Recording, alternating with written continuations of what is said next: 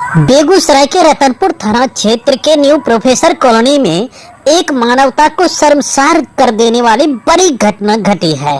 जी हां, रतनपुर ओपी के new professor colony में एक 10 वर्षीय बच्ची, जिसके जन्म के समय ही उसकी मां मर गई और उसके पिता ने उस बच्ची को छोड़कर दूसरी शादी कर ली, जिसके बाद उस बच्ची के नाना नानी बच्ची को अपने साथ रहने लगे, जिसका नानी घर मूल रूप से पटना जिला के मराची गांव में पड़ता है।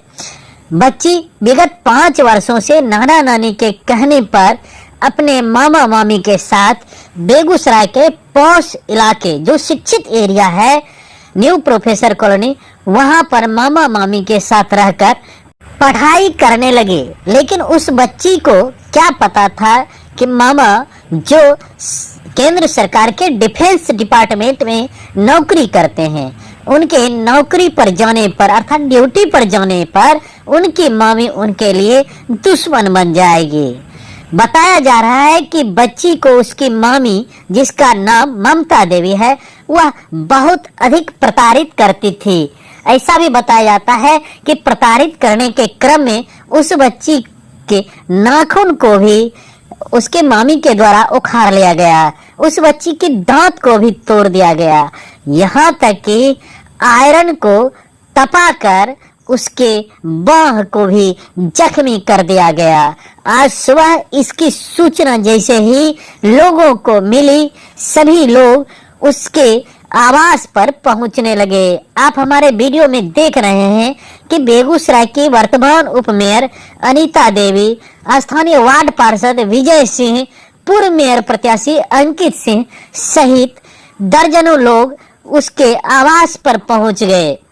बताया जाता है कल दोपहर में उस बच्ची के साथ इस तरह की अमानवीय घटना उसके मामी के द्वारा की गई, जिसके बाद वह बच्ची घर से किसी तरह जान बचाकर भागी और 112 पर डायल की। डायल करने के बाद 112 की पुलिस वहां पहुंची और बच्ची को अपने कब्जे में लेकर रतनपुर ओपी लाई, जहां पर पुलिस के संरक्षण में वह बच्ची का इलाज चल रहा है।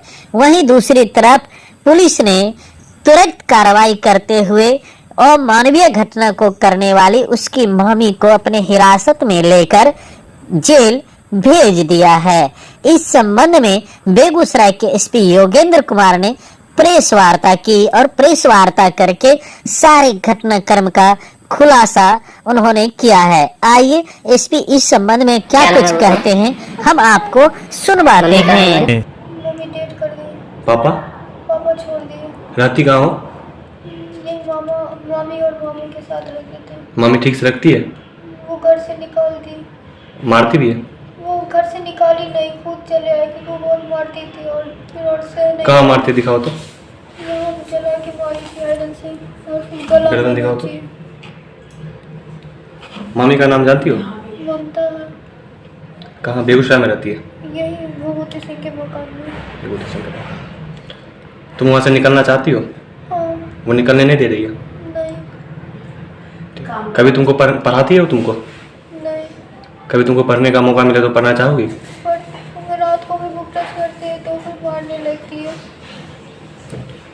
और किसी न किसी बहाने से मारती है। स्कूल जाना है? हाँ। पढ़ाई करनी है ना? हाँ। ठीक।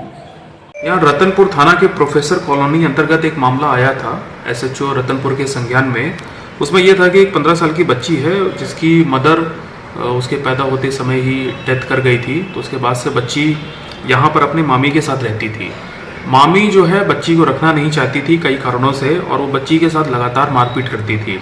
ये बात पुलिस को पता चली। जब पुलिस को इसकी खबर मिली तो एसएचओ रतनपुर स्वयं वहाँ पे गए। उन्होंने ये पाया कि लड़की के शरीर पे कई जगह जख्म थे और लड़की की मामी के द्वारा बहुत ही क्रूएल्टी लड़की के साथ बरती गई थी। बहुत ही हृदय विदारक घटना थी ये। तो एसएचओ रतनपुर अपने साथ इस बच्ची को महिला थाना ले गए। लड़की का इलाज कराया गया है और उसके बाद लड़की के फर्द बयान पे इसमें एक एफआईआर दर्ज की गई है मामी के खिलाफ। और उसी दिन पुलिस ने यानी कि कल मामी को अरेस्ट करके जेल भेज दिया है। और लड़की को उसकी परवरिश आगे चल के ठीक तरीके से हो, उसकी पढ़ाई लिखाई ठीक तरीके से हो, इसका हम लोग ध्यान रख रहे हैं।